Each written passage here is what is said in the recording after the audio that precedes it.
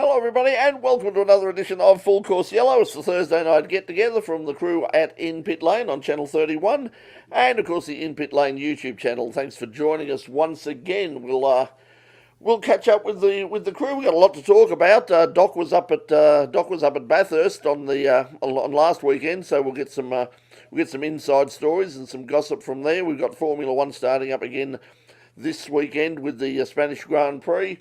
We've also got, so Winton, racing at Winton. We've got the top fuelers heading out to Heathcote Park Dragway. A big meeting over there. I think it's surprising them how many people. I always said that they'd probably get, if the weather was good, that they potentially would have 15 to 20,000. I think they're now sort of realising that, they may well have 15 to 20,000. Because I think they've sold close to 10,000 tickets already now. It's just unbelievable. But it's going to be a huge weekend up at Heathcote Park, and of course, they're just not that far away from Winton. So just imagine if there wasn't that conflict on. But anyway, let's check out with the panel and welcome everybody once again. Pete Johnson is with us again. We've got Doc, we've got Chris, and of course we've got you before. So we'll get there. We've got roll call. The roll call. Yes, Roy is sorry missed the last couple. The spicy cough was in bed most of the time. Half your luck, Roy, from being in bed. So I hope when he was in bed, he had a digital screen in front of him at some stage, or at different times, and catching out some of the glorious motorsport from across the world, including the local stuff. So good to hear from you, Roy. I hope you're feeling better, and hope you did use the time wisely to watch some of your passionate stuff. I think we're all in the position. If you watched this recording next week's edition of In Pit Lane, or the one coming up this week, you'll have realised that we were fairly caught out. We had a whole bunch of people, crew members who had never been into the show before. They had no idea how the show sort of ran, and was very confused. If it's an Olympic sport for it, we have have the 100-meter hurdles and that. I think we did the marathon hurdles, didn't we? On Tuesday night. It was a stressful show. There's no doubt about it. But you watch it on Tuesday night. It'll all be seamless. It'll all be perfect. Trust me. Did you have to do anything in post, Brett? I haven't even opened it yet. I will see. I will wait and see. G'day to David Howard. Good evening to you, Dave, and also one of our regulars, Box. Evening to you, Box, and yes, everybody else who's watching tonight. Well, let's start off, Doc. I mean, you were up at Bathurst. Tell us. It looked, despite the fact that they only had the 20 cars.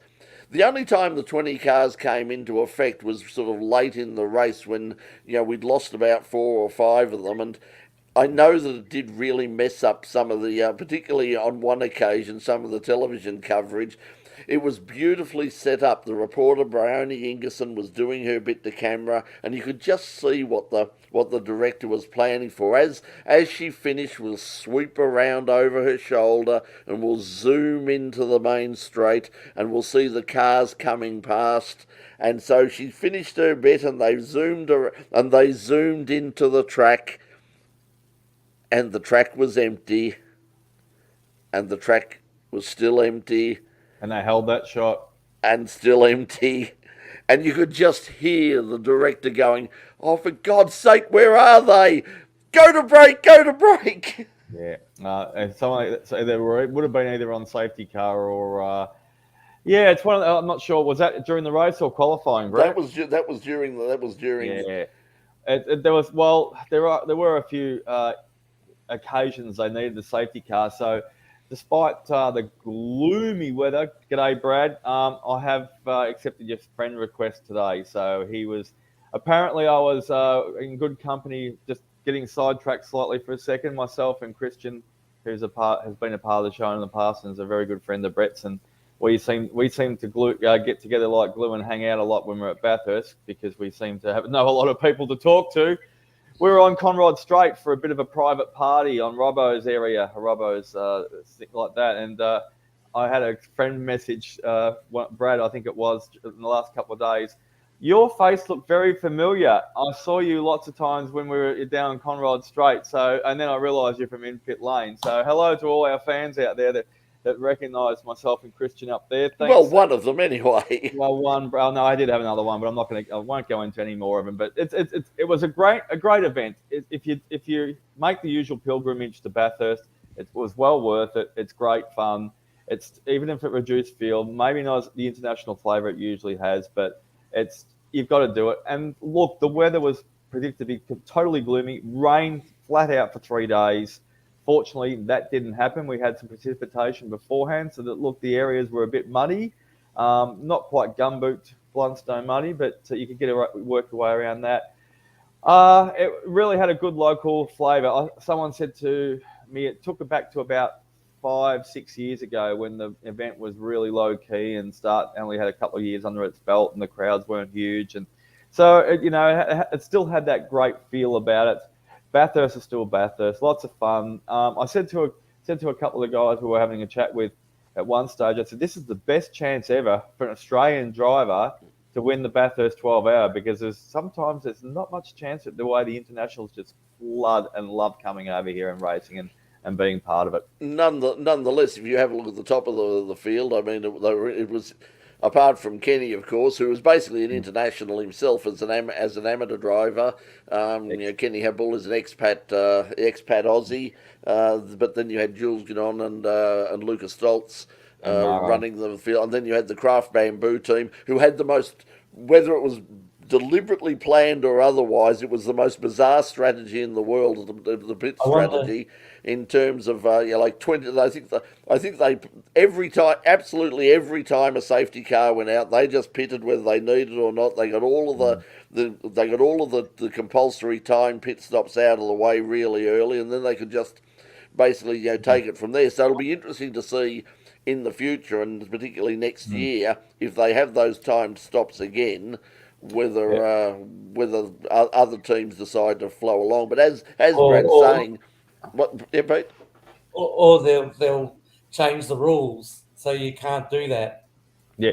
Well, I'll go into that a little bit. Okay, so I got some goss. We'll get to that in a minute. I spoke to a couple of drivers that are well known to us.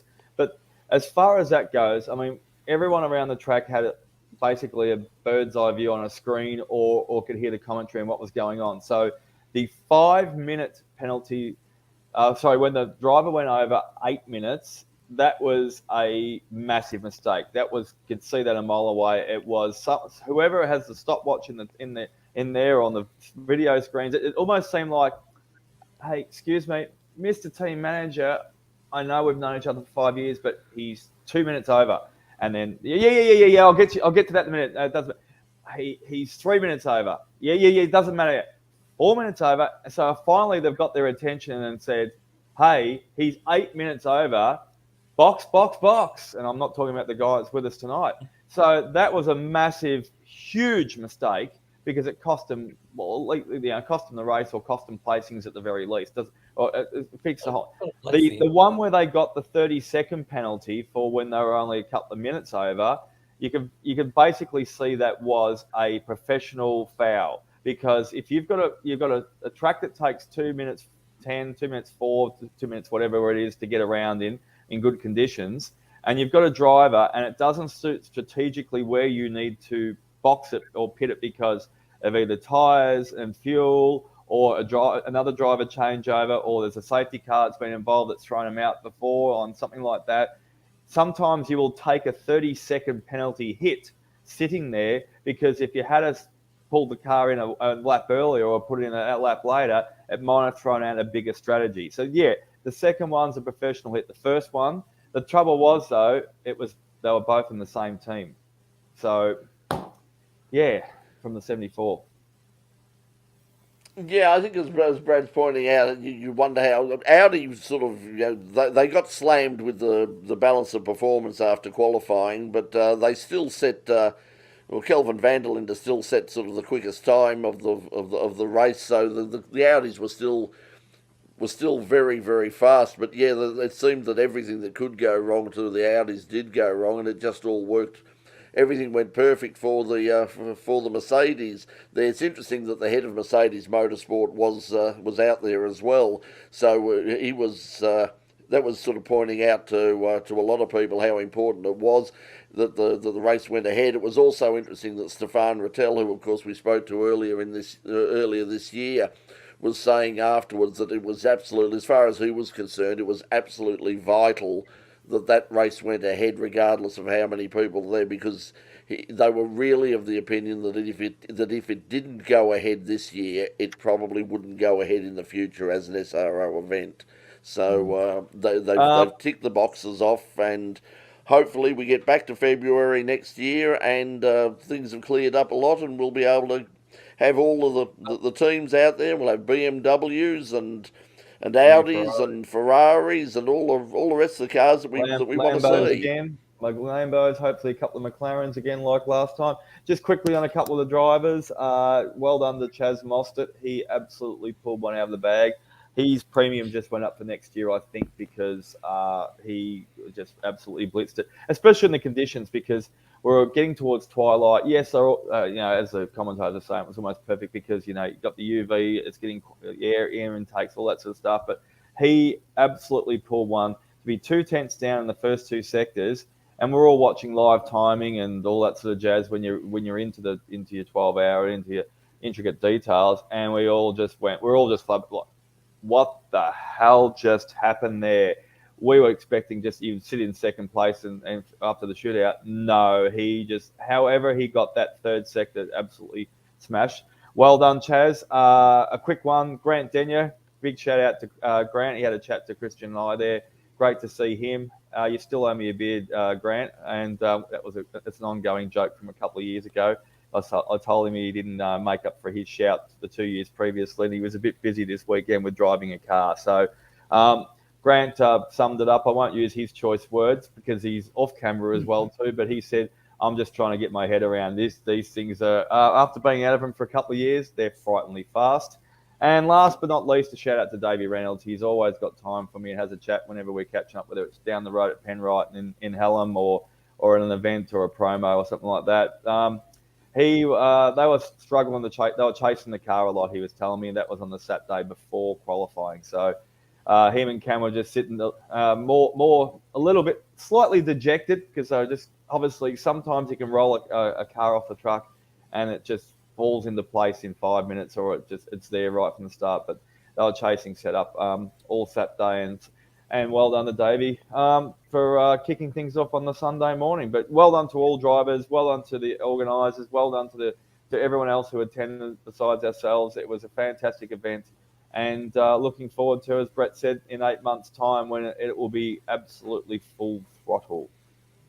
Yes, and so speaking of contrasting weather conditions, Leeds, he's still in Bangkok, so I imagine conditions are a bit better than Paul van der Ack, who is putting up at the moment, because he's already up at Winton, and it's a very chilly Benalla, and I mean it's pretty chilly here in Melbourne at the moment. I imagine it is absolute brass monkey weather up at Benalla. But how's your -1 on your barbed wire fence? The pricks on the barbed wire fence, yeah.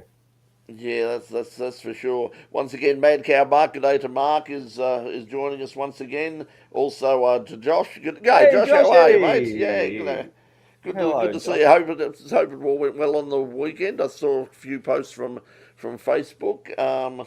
Excellent. And not just Josh, hello to his uncle as well, hello Eric. He's a hell of a good bloke. He helped me out with the windscreen just a little while ago too. So, Josh, there you go. If you're listening and watching, obviously, let Uncle Eric know that if you're talking to him, that thank you for the windscreen. That car is now with club plates on the road. Thank you, guys, and thanks for your support.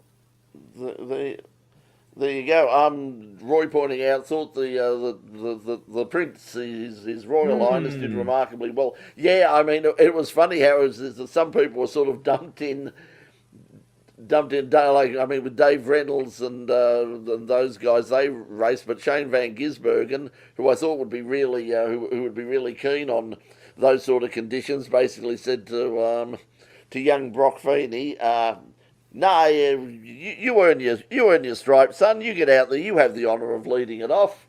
and he did. He did a good job. Did a very good job. I think it's remarkable that they all did so very well in that. I mean, the conditions weren't horrible. Brock was very aggressive in his first stint. He did a couple of dive bombs there and asserted his authority out there. He wasn't afraid to mix it up and scare a few people into submission on some of his moves. So I actually thought one of them was a little bit how you going? A bit scary, but yeah, he managed to keep himself and everybody off the concrete wall. So well done. I think once again what it showed was in terms of the pecking order of where sort of some of the drivers, some of the local guys are. I mean, we know that both Chaz Mostert and Shane van Gisbergen are world-class drivers, and that's what they showed on the weekend. You had all of that talent running around like Lucas Stoltz and Kelvin van der Linde and all the guys. Maro Engel. And the whole bunch of those international, some of the top international drivers. Young fella from the young fella was very, very quick as well in the Audi, and I think he's gone back and maybe racing this weekend in DTM. I think that was the plan. So keep an eye out on him because he's obviously very, very fast. So you can see where the cream rises to the top, and it did once again on the weekend at weekend. There'll be a lot of cream in 8 months, so the cream could get in the vat and get swished around a lot because when you've got so much talent out there and so many competitive cars going similar lap times at the death knell, it's anyone's game. It's hard to predict when the full field will be up to normal next year. Well, I think as Brad's saying, it never ceases to amaze how the internationals can come and be as quick as Fella was. You have to remember, I think it was a few years ago, there was a lot of controversy when, I forget exactly who it was they were driving with Leonzi and in the Ferrari, and my name's gone out of my head at the moment, but it was... the locals were outraged. How could you put this bloke in who, you've got these Bathurst specialists and they've got nothing like this overseas and they're not going to be anywhere near competitive. And of course, he got in and absolutely blitzed the field, got pole position, and these guys are very talented. They've raced at places like Spa and the Nordschleife and that sort of thing. They can handle Bathurst, but it is a challenge, and that's what they love. I mean, that's what Gunon was saying. I mean, he had the opportunity to race back in Europe, and he knocked it back because he said, "No, I wanted to be here. I wanted to race in this race. I wanted to race. I wanted to race in this." Didn't he? Yeah, so it paid off. Paid off for him. He once again drove very, very well. So he's a real talent. The other interesting thing about him was when he was being interviewed in the pits. He was very, very impressed because, of course, the team that won. I mean, even though it was Kenny Habul's team with the money, providing the money and all the rest of it, it was Triple Eight who were doing the car preparation and running the team for the weekend.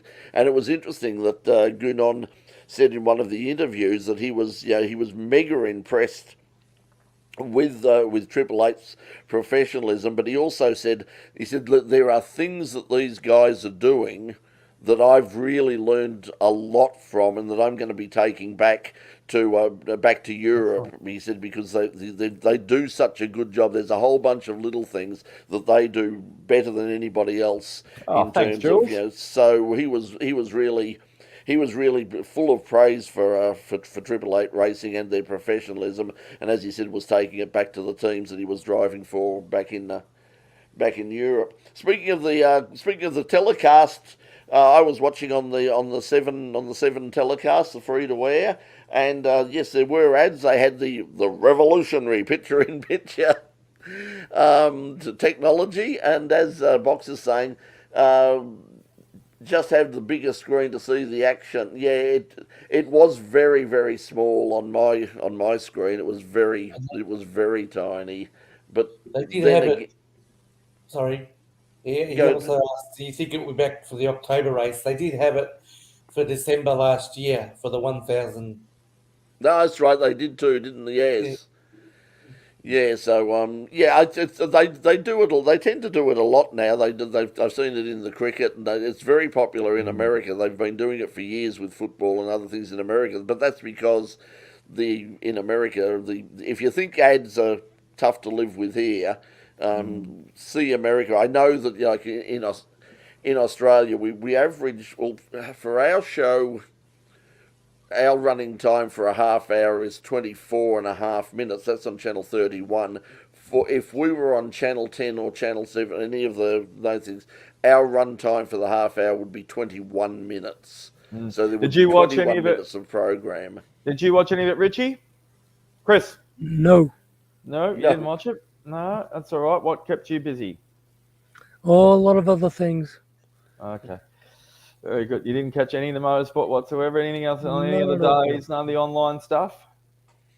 Because Brett, didn't you put up a post, didn't you? I think Brett, for one of the European 6 hours or something like that, wasn't it? Oh, there was tons of stuff over the weekend, including the Monaco Historic, which was fabulous once again. Except poor old Charles Leclerc got behind the wheel of one of Nicky Lauda's old cars and managed to back it into the wall. That made the mainstream news, that one. I'm not surprised. Very expensive car. Thankfully, he didn't do too great damage. But yeah, I think that it turned left very well afterwards because the back wing was up in the air. It was an interesting aerodynamic modification. But it was a great meeting. Great to see a lot of those cars out there again. They have it once every couple of years, the Monaco Historic, and it was fabulous that it was streamed.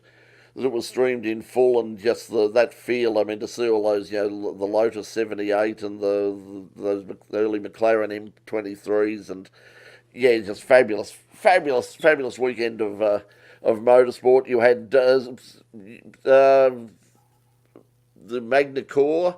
We had racing at Magna Core for the French Formula 4 Championship, and Australia's Hugh Barter, our friend Hugh, had a fabulous weekend, won 2 of the 3 races, and has now strengthened his lead in the championship, in the French Formula 4 Championship. So congratulations to Hugh, if you're watching at this stage. I was obviously travelling, doing my own 12-hour interstate on the road with in between the Bathurst, but you also, I think you put up James Allen and Peroni were also racing on the weekend as well too, Brett. How their results? Yeah, that was the European. They didn't have the best of weekends at the European Le Mans Series. Peroni was very quick in practice. He was the fastest in practice, but come qualifying, they just didn't have a very good run, and they finished well down. So it wasn't the best. I think they had some problems over the course of the weekend. But that was a good race, another good race as well for the European Le Mans Series. Huge fields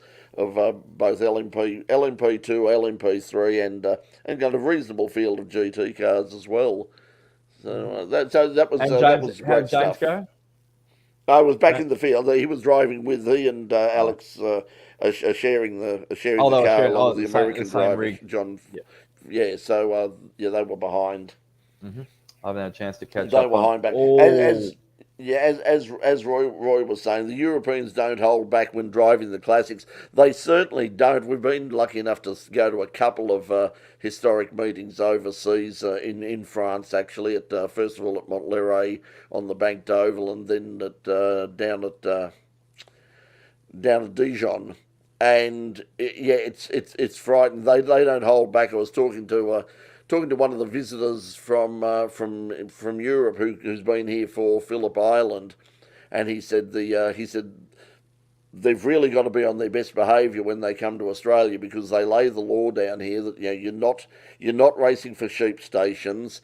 We don't want to see damaged cars, and we're not going to we're going to look very, very dimly on any sort of contact. Same within America. John Bowes mentioned this to me a couple of times as well. I think he might have said it in the program, but it's basically the rule in America is if you touch in a historic meeting for any reason at all, you're both gone. That's it. It's like, you keep the cars off each other.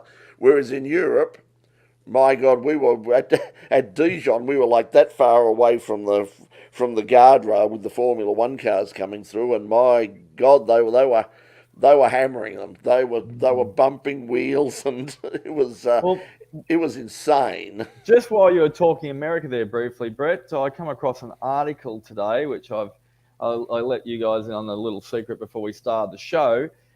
Everyone would be familiar with, especially in the last few years now in Australia, it's the go-to NCAP rating for only 2 stars out of 5. It's not the safest car, but they do have a good pedigree, especially in America and Australia.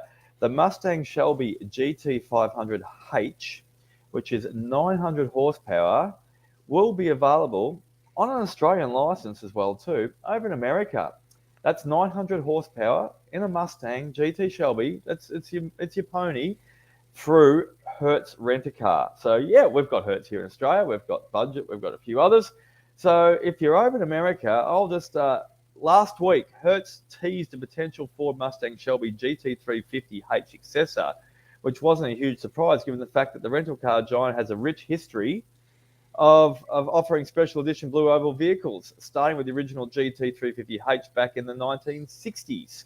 And it was dubbed Rent-A-Racer. So that's what it will be this time. And with all the fanfare that's going on with this article, and obviously it's a legitimate source as well too. So if you happen to be heading over there, put it on your bucket list, even if you've never driven a GT Shelby before in Australia, or have the want of owning one. Well, people go Route 66 and plenty of other places over there in America to do their dream drive and do their long highways. You might as well grab one of these. So it's the Ford 5.2 litre V8 Predator motor under the hood there as well too. So I hope you can get an Oxford white one with the Shelby 60th anniversary. So they'll have a few options over there, but congratulations to the Hertz Rent-A-Cars. I reckon they're going to get a big name for themselves again if this all goes ahead and is able to be rented. So it'll be on my list if I'm over there in the Yankee land. Yes, I must admit, I just realised I didn't start the news ticker today, and you'll see a story there about how things are changing in the world of high performance motoring, because today Polestar announced that the Polestar 2, they've just uploaded a software update that will give your Polestar 2 an added 50 kilowatts of power. So this is how you modify cars in the future. You don't go down to the speed shop as we did in the 60s and 70s and buy some stuff and come back and get your hands dirty and dive in under the bonnet and fit it and tune it and do all those sorts of things. No, you just get your laptop out, plug it into the plug the laptop into the car, and basically set the update. You click update and go off and have a cup of tea, and when you come out and hop in your car, it's got an extra 50 kilowatts of power. Well, just on that subject, VW had a good reputation years ago for underrating their cars because they just fudged the emission control data anyway. So your car went faster than you thought it went, 50 horsepower faster than what you thought it did anyway. And when you bought the thing, went, gee, this thing is fast. It's only rated at, 110 kilowatts. Why does it feel like it's going 200? That's because it does, because they fudge the figures. However, you still can do that these days. You don't add in something. You just basically take the cat converter underneath it and let it breathe a bit more, and you can get more horsepower. But anyway, didn't tell you that one. But anyway, let's talk on two wheels, because MotoGP did run. I don't suppose you would have had much time to see that, but a huge crowd at Le Mans.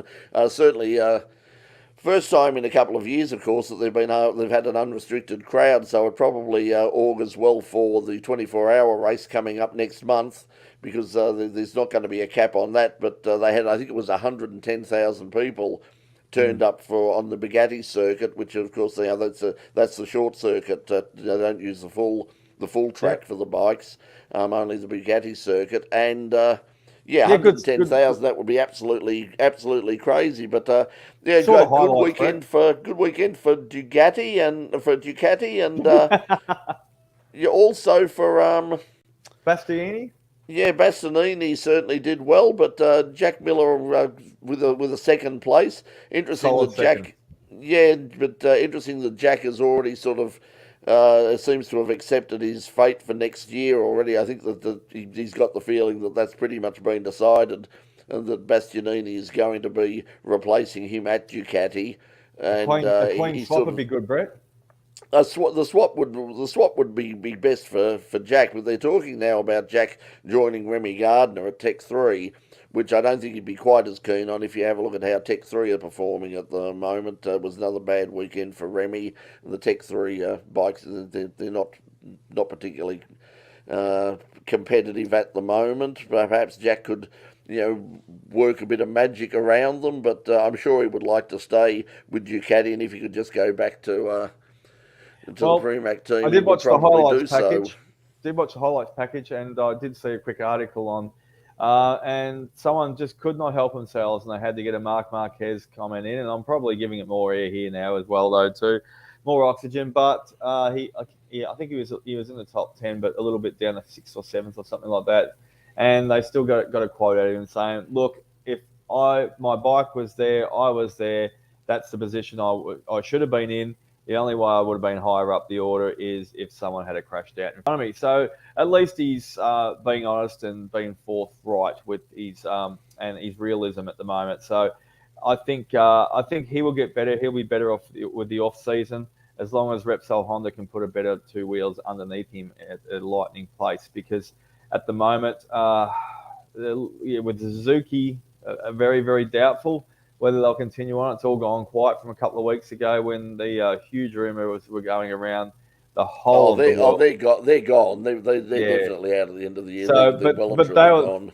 They're, other than Yamaha, they're the next best competitive team out there, especially factory backed as well too. So, I mean, and yeah, I'm hoping that's completely wrong, or they're going to set a date further down the track and maybe 1 year in it, but next year, if you've only got Ducatis out there, I mean, half the field's almost Ducatis now anyway, and Yamaha and Honda are struggling a little bit for pace and technology keeping up. So, yeah, it's gonna, But let's just enjoy it while Joanne Mir and Alex Rins are out there racing on the blue runners and Ducati and the sort of stuff, and hopefully, some of the Yamaha and Honda teams can get something out of the rest of the season to put them into fruition next year. Okay, well, just a bit more Formula One news as we see it ticking by at the bottom. Formula One and Liberty Media have decided they're not going to replace the Sochi round now. They were looking for another round, and that's not going to happen. So we're going to have one less. Not that we're going to notice, because I mean the season was long enough to begin with already. We didn't really need.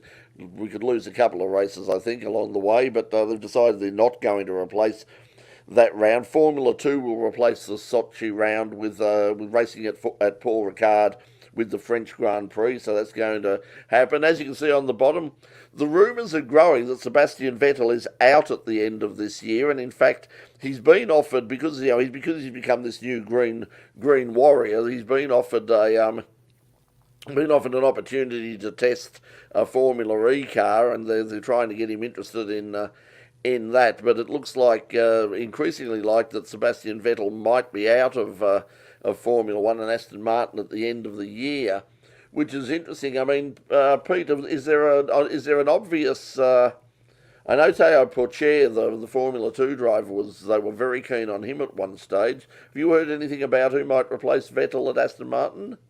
No. Tonight is the first I've heard of a rumour of him retiring. So, yeah. Yeah, apparently it's growing. It's growing fairly, fairly rapidly over there at the moment. I think some of the English media are certainly running very strong with the fact that they believe that Vettel will be gone at the end of this year. So whether that's true or not, I mean, it's the English media. You never know, but that's there. We've got from Mad Cow Mark said, I saw an interview with a race car builder that built race cars for Ford the same time as Shelby. He said in the race where they took on Ferrari, they were told not to pass if a Shelby car was leading. Yeah, I mean, there's a factor that there's politics in all of these things, but the Shelbys were far that it was a couple of magic years for the GT40s, and they were great. So it would be nice to see Ford come, because everybody's coming back, and we heard just the other day that Lamborghini have now made it official. Lamborghini will be racing at Le Mans in 2024, so they now join the growing list of people. Toyota, who have announced they're going to design a brand new car for next year and beyond. Peugeot, Ferrari, Porsche, Cadillac, now Lamborghini, BMW will race in IMSA, Acura, Honda will be racing in IMSA as well. So many manufacturers joining, and now of course Lamborghini. I suppose in a way Lamborghini are probably taking the place of Audi in that group, because Audi had put up their hand and said that they were racing, and now they've sort of pulled back on that because they say they want to devote their time and their attention to joining Formula One, which is interesting because Zach Brown has already come out and said McLaren is definitely not for sale. They would love to talk to Audi about some sort of partnership, some sort of engine deal perhaps, but in terms of, they said if they want to buy McLaren, then as far as he's concerned, ain't going to happen. McLaren is not for sale. Just going back half a step, Brett, I just had a look at some of the rumours on Mr. Seb Vett, and the biggest name of there's three names being bandied about. Pierre Gasly is the biggest tip at the moment to cross the cross. Wouldn't be a bad one. He's ideal mix of experience and talent. Fernando Alonso is a long shot, but his name has been thrown out there. And the last one, he has got experience, can steer. Probably he'd be more of a good influence like possibly Seb, but they'd be looking for the money. Is Nico Hülkenberg so? I think Gasly would have to be the firm favourite of the three that I've just had a look at. Lance Stroll is far from convincing on the track, but his father still owns it. So So I think that second seat, whoever gets it, it's a poison chalice, because you've got Lance Stroll driving, and Lawrence, who owns the team. So I think it's a poison chalice. I'm sorry, that second seat. They've just the other names that they're not putting forward, but they've also just doing a bit of a roundup. As Oscar, of course, Oscar Piastri is just saying, this might happen if he was, and Giovinazzi is also, they've done a little bit of a write-up on him, and also Lawson as well too, and Vips. But yeah, the three ones that they're getting the main attention are Hülkenberg, Mr. Fernando Alonso. But the reason why his name has come up is because his contract expires at the end of this year. So will he stay where he is? Will it be renewed? I think both parties are happy where he is. I think the only thing about that is I'm sure Alpine don't want to lose Piastri. I'm sure I'm sure, having put in so much effort, and I think that I think it's fairly well acknowledged that he is a genuine talent. He's not just another not just another kid who can drive a bit. He's very. They know what he's got.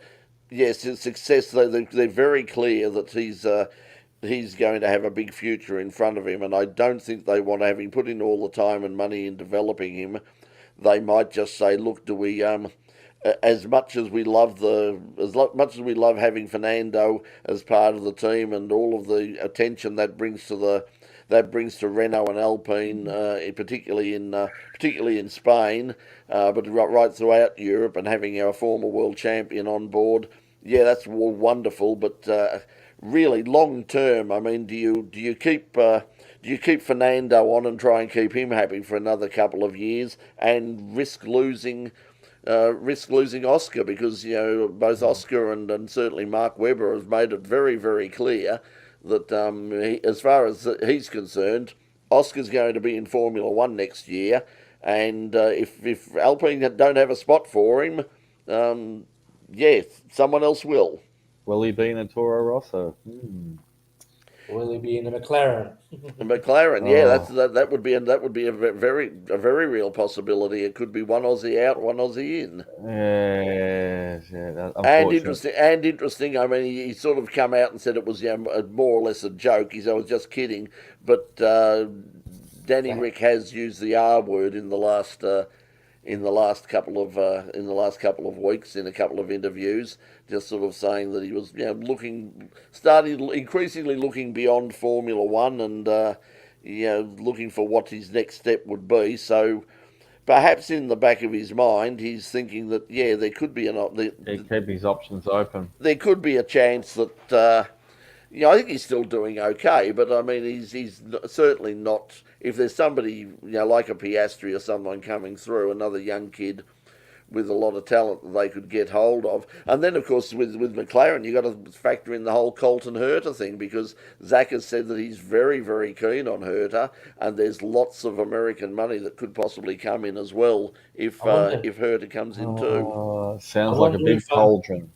I wonder if they would do a swap with Herta and put Danny Rick in an IndyCar, because he loves America and he might thrive.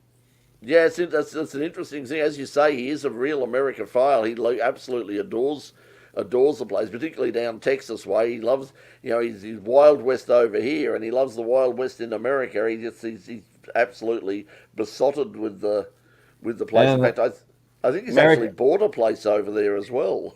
The Americans do love the Aussies as well, so it goes both ways.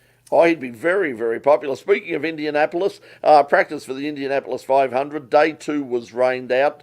Day 1, the fastest time was set by Takuma Sato, who is really the most unlikely oval track Indianapolis specialist. He's always competitive there, and he can run around in the midfield or at the back of the field in all the other races, but once the Indy 500 turns up, Takuma sort of grows a leg and he just gets that much faster.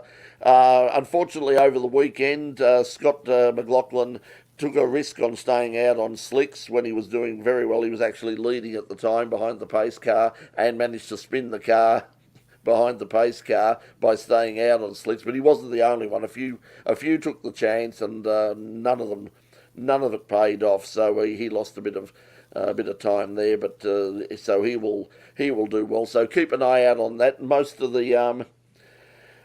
the practice is, I haven't seen any live streams this year, not yet anyway, because often they do live stream it, but certainly there's extensive highlights from practice going up on the IndyCar YouTube channel, and if anybody wants to see them, they're sending them to us as well. I haven't put them up because they're just everywhere, so haven't really had a chance to look at them, but I woke up this morning and had all of the day 1 stuff sent along. Just remembered as well too, Mr. Richie, did you happen to catch an episode in the last couple of weeks as well too? Because Brett, you didn't have any time to throw it in the news this week, and I forgot to remind you to repost on the In Pit Lane page. Todd Hobson is racing sprint cars over in America as well too, and he's a guy from just here, a local out here in the country in Victoria here, just out in the suburbs, and he's headed over. I think he left last week, and I think he's raced about 3 times already. Yeah, he's already raced. He raced last Wednesday, I think, was his first. Todd Hobson. And he's racing the wingless sprint cars over there for 3 months, and absolutely throwing the gauntlet down. Yeah, I mean, he was obviously on the show just as he was about to head off overseas, and it was a great story. I mean, the guy just said, he's only young. He's just turned 21 or something. He just basically went, I want to race sprint cars. I want to race wingless sprint cars in America, and damn it, I'm going to do it. And he's a mechanical engineer, so he knows what he's talking about too. So keep an eye out for him. You'll have to put a couple of posts up on how he goes with his progress at some stage next couple of weeks, Brett.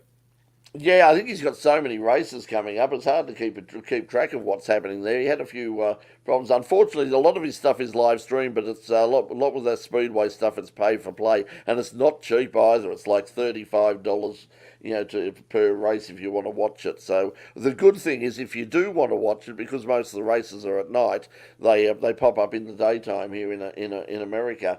Roy's saying it's a hard decision in terms because Alonso Ocon both doing pretty well. Correct, the talent is still good. The other option, of course, is that Alonso, of course, I mentioned who was going to Le Mans. I forgot, of course, about Alpine, who are already there in a way, but they are building. I haven't heard anything about the new car, but they're certainly building a new car. And I'm sure they'd be very, very keen to have a Formula One winner in Fernando Alonso behind the wheel of their car, especially for the 100th anniversary of Le Mans, and also for the 24 in 24. So that would work out well, as Fernando goes off and takes control and is number one man at the World Endurance Championship and Le Mans, and Oscar pops in. Oscar pops in there. Yeah. I don't think there's much else going on except for that's been going on. It's probably just what's happening in the next couple of weeks, I think. And Mad Cow Mark also talking about the fact that it was Holman and Moody, of course, were there was a real massive rivalry between Shelby and Holman and Moody in terms of who would be the sort of the blessed Ford race team. And Holman and Moody very famously involved in Trans Am racing, NASCAR, and they were the ones who really solved a lot of the engine problems for the Ford GT40, especially with the big block engine. They were the ones who came in and got that running again, because there was a bit of snobbery about sort of having the NASCAR boys coming in and building a race engine for Le Mans. Like, what would these guys know about it? But turned out that they knew a lot about it. They were pretty good, actually. So Holman and Moody, very, very famous Ford builder in there. A bit much like like you've got Roush today, and they've been around for a long time. Okay, well, I think that in that case we might call it quits, guys, because we are coming up to a short show is a good show. Now, just let you know that coming up this week, this Tuesday night on Channel 31 will be our second last edition of In Pit Lane for this season, and we've got Gordon Grant, who was talking about rallying and talking about the cars he builds. He basically rebuilds from the ground up. He builds Mark II Escorts for racing and rallying, and I think he also says a number of really interesting things about the state of rallying in Australia. Gordon, originally from overseas, has raced rally overseas. Himself. Back in 2010, he used to race little Peugeots. Yeah, and as you mentioned on the show, we're giving bits away, but raced alongside, rallied alongside Colin McRae. Colin McRae's nephew, Alistair's son, who lives in Alistair and his son live in Australia. They moved out here several years ago and they live in Perth. His son has now gone back to Europe and will be running in a round of the World Rally Championship. So the name McRae is going back. I think he's in the WRC2, sort of the up-and-coming category, that he's going to get a drive over there. So the name McRae will be returning to the World Rally Championship. Just before you wrap it up, really Brett, good. A little late breaking news. I've just caught a glimpse of an article as well too. Lamborghini could be contesting the top tier FIA WEC championship. Yeah, we announced that before. You obviously won't listen. Yeah. No, but it's the hypercar in 2024. Yeah, yep. Yeah, we announced. Okay. Yeah, it was mentioned that before. Yeah, they'll be running the LMDH car. So once again, it's another case of the IMSA category sort of winning out the rules for that, because it just makes financial sense. So at the moment, apart from Glickenhaus and Toyota, who, as I said, are building a new car, the interesting thing is they're building a new car because they don't want the hybrid power on the front wheels at the moment, because under the new regulations, it's not any advantage to them that it was in the past. They had the four-wheel drive, but now they're not allowed to use the all-wheel drive and the hybrid power accelerating out of the corner. They can use it basically mid-main straight sort of thing, so they can get that extra bit of push there, but they can't use it to get that frightening acceleration that they had years ago. And I think they figured out that the weight penalty of having those engines and everything out over the front of the car is probably not as good as just having just something far more simple, based on the back. The segue was the hypercar was the one down at Phillip Island, which we didn't quickly mention. We haven't talked much about, but anyone who is in the motor racing industry, that's a friend of you on Facebook or any social media, that you'll probably know someone that was down at Phillip Island on the weekend. And congratulations to Timothy S., Timothy S raced the Brabham 62 BT 62 down there and set the new lap record down at Phillip Island. So we won't do it to death. Won't ramble on about it all night. But yeah, I'm pretty sure everyone's if you love motorsport, you'd know about it already, and just check up your social media from a friend. Yeah, who it was as I there. said online. I knew the thing would be fast. I was surprised it was actually that fast. But as Paul Van Der Acker said, sent us the link to a photo. In the second race he went out again. I don't know if he was trying to if he was trying to there, but he put it into the gravel trap, thankfully without any major damage. But yes, he actually went out and he basically set the new lap record, and then he just eased off and cruised. He was in the MG and invited British sports car category. The car was originally entered in the sports car class for the 45-minute race, and then from what I understand, there was lots of whinging and lots of moaning and lots of complaining about the car wasn't eligible and the car was not, like this, that, and the other thing. So. Yeah, whatever. It's but the car. Thankfully, the MG, the guy said, "Look, you've advertised this was going to be there. You've got Tim Slade there. People are coming to see the car. People are coming to see Tim Slade. They can run. He can run with us." Oh, the natives would have been restless otherwise if they couldn't see it. Well, yeah, it was very. It was the only thing that was nearly going to get me. I was going to go down on the. I wanted to go down on the Saturday because I hadn't planned on going down because we're no longer covering the state series, unfortunately. But I was going to try and go down on the Saturday and do a story on the Brabham, and on Tim driving the Brabham for last week's show.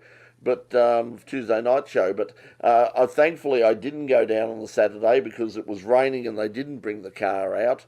And then they brought it out for about like that one race. Basically ran that one lap and after that didn't do much with it. So it would have been a long way and a lot of money to go down there, especially with petrol at $2 for a litre or something at the moment.